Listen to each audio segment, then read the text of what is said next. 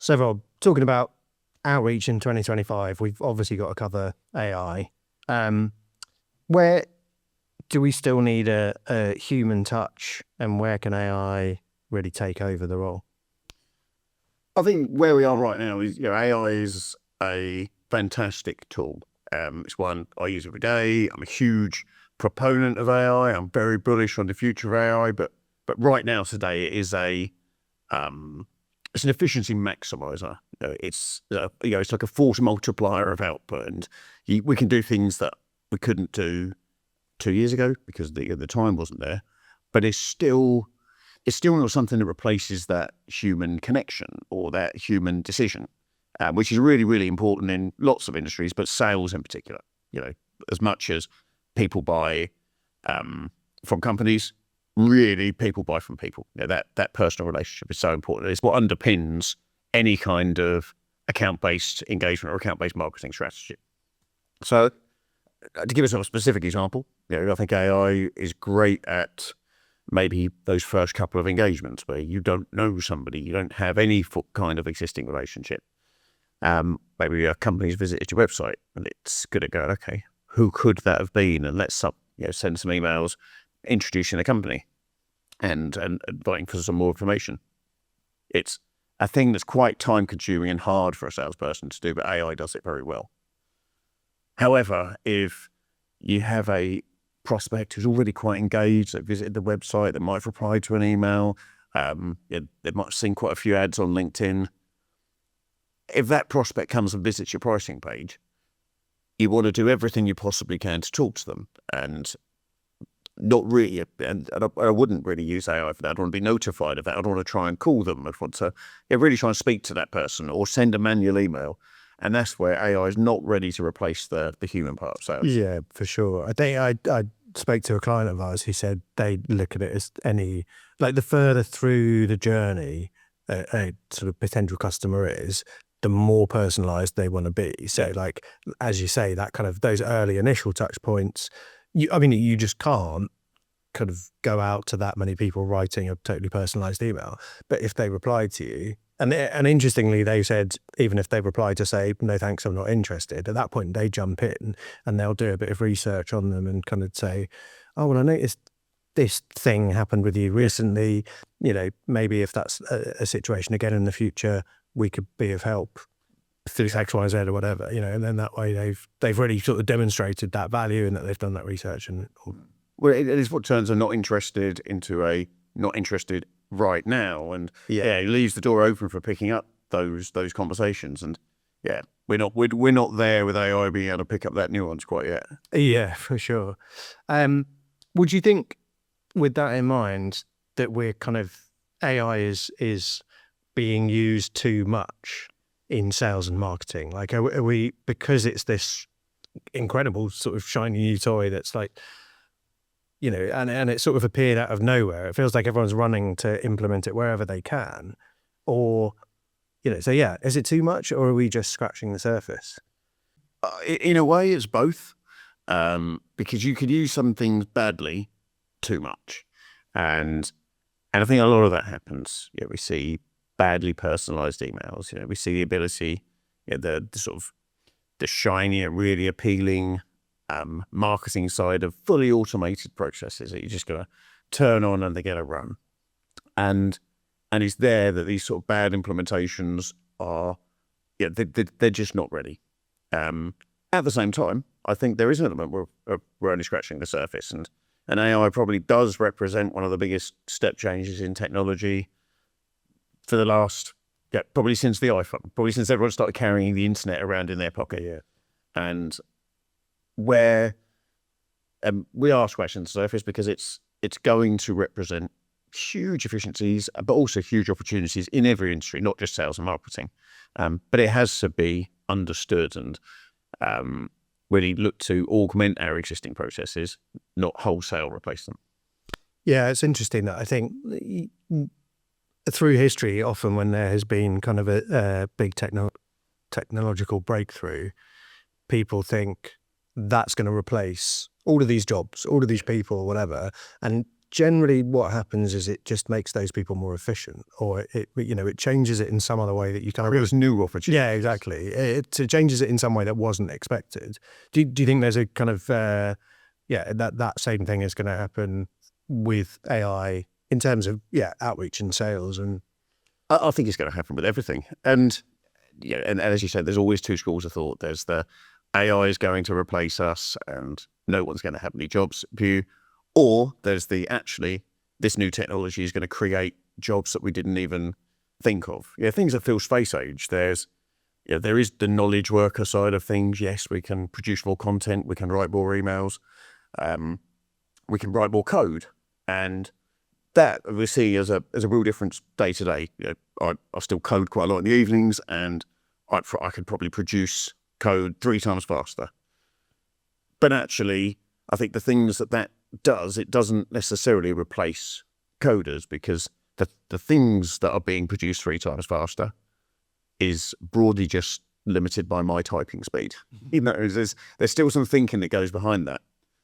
And I really sort of favour the view that what that does is it opens up lots more opportunities to write software, where actually the cost of writing the software previously wouldn't have made sense because there weren't enough consumers. It was too specialist. But now, because the cost of software can come down so low, rather than that replacing all software developers, it goes, right, we can now produce 10 new systems, and that could be in sales and marketing. It could be really nuanced approach to writing blog posts, but it's industry-specific challenges that haven't been able to be solved. And we're still looking at, if you look across most B2B or B2C industries, 60 or 70% are not very technologically focused, purely because of those costs, of the complexities. And so, I think the opportunities are going to far outweigh the downsides. Yeah, I mean, I would agree. It's interesting. I was thinking as you were speaking, like, you're a coder who uses AI for coding. You're not worried about it. I'm a content writer who uses AI for content. And again, you have to be very careful how you use it exactly, and all that sort of stuff. I'm not getting it to write our blog posts or anything, but it's a tool to be used kind of in the right way to make you more productive, I think. But so with that in mind, like, obviously, to bring it back to kind of what we do, AI SDRs have sort of been a bit of a thing, since AI has exploded onto the scene. Is it time to fire SDRs?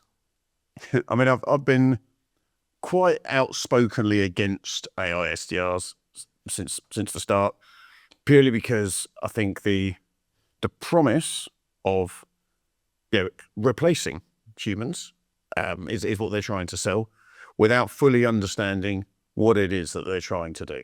And there are some big names, and sort of time and time again, I've been proven right. Most recently, there is a sort of one of the really big, well-funded SDR companies, and shows that they've been lying about their customers. Their churn is astronomical, and it's really, I don't want to say it's obvious, but it's going to happen. And it's not because it's AI. It's because exactly the same thing would happen with any poorly executed outbound campaign. You can map your target audience. You could email as many of them as possible, and you're going to get a small percentage that are going to reply. But then what? That's your sort of, it's not even low-hanging fruit. It's the fruit that's fallen off the tree and already on the ground. But by that point, you burnt your email deliverability infrastructure. You've got no real strategy to go after the other people. The people that have replied and aren't necessarily that interested. We're still struggling to get over the uncanny valley of trying to manage those conversations. And it's almost focusing the AI on the wrong part of the process, rather than generating those efficiencies for people. So one SDR could do the job of 10 SDRs. It's trying to say, we will replace all 10 of those SDRs with a bot. And unsurprisingly, it just doesn't work. People run it, and again, looking at this one particular company, I don't know the inside stats of any others, but I bet they're exactly the same. Very few trials converted to paying customers. Very few customers run past month 2 or month 3, because at that point it becomes difficult and just stops working and the results go through the floor. Yeah, and then I guess you've sort of burnt through that you've created problems for yourself in the future, even then if humans are taking back over from that. Yeah. Where do you start? How do you rebuild your email deliverability? How do you rebuild your audiences? We're a long way from the promise of the AI SDR. Yeah. And it feels to me like it's related to kind of just the general question of like more or better with AI. So like, you can use AI to target more people because you can get it to spin out loads of different emails, or you can use it and this is more your area than mine, but you can use it to target, make your targeting better and really make your audience, find your whole audience, get rid of the kind of wastage in that, and then send much more relevant like emails to those people and that sort of thing.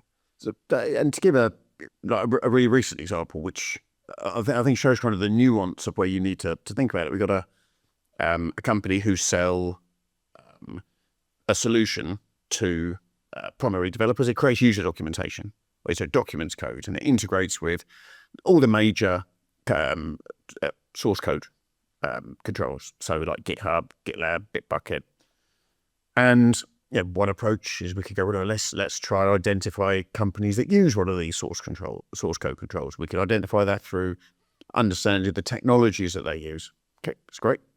Equally, we could go, instead, most developers at companies are going to use one of these products, and we're better off taking that, enriching the data where we know what that source code control they use is, and being able to reference that in the message. There's no right approach necessarily, but I would favour the second one, and the nuance in making that decision is still very human-led, still being able to understand what the product is, who's buying the product, and even then trying to go, who's the end purchaser? Actually, it's benefiting developers, but are they the people who are going to be paying for it? Who cares about that documentation being written? Whose time is it saving? Are we actually talking to developers or CFOs or CEOs or engineering heads? And it's here that it's really, really very difficult where we are right now to take a human and that critical thought out of the mix. Yeah, for sure. If AI can now respond to buyer intent signals, is that smart outreach or just automated pressure? Done well, it's smart outreach. Done badly, you might as well not bother. If someone is not demonstrating intent and we treat them like they're demonstrating intent, then it's unlikely to result in a positive outcome. That person could be in a particularly negative frame rather than, and AI doesn't really solve or not solve that problem. It's still much more about campaign strategy and leveraging AI where it's most appropriate. Yeah, for sure. I think, there's a lot of, I suppose it touches so many areas, AI, doesn't it? That there's kind of a lot to kind of get right and to think about. But if you point it in the right way and you give it the right rules and there's a lot of kind of ways in which you have to kind of harness it. But it is just a tool, and it can really add, I think, to making it more relevant, timely, just better all-round experience, like better results for you as a vendor, and then better results for the prospects that you're going, a better experience for those prospects. So. Yeah. And I think I'd probably, just to sort of reflect a little bit back on the AI SDR and the AI, effectively the AI salesperson. I'm not, as I said, I firmly believe we're not there yet. Perhaps there is a world where we get there. However, if we are in a world where the sales process can be fully automated by AI imperceptibly, then we're also in a world where the buying process can be. And I saw the first version, or the first one I've been aware of a buying AI the other day, with the idea being you could send your avatar to a demo and it would listen and question the seller on your behalf. And no idea how well it works. But all of these technologies are being invented at the same time. They're all limited by the same progressions in AI. And actually, I think the world of a fully automated sales process is just a very, very different world to what we're in right now. Yeah, fair. And then one day we'll end up with robots talking to robots and we can all go home. With that, I think we're going to call it a day there. Thanks very much, Rob. Thanks.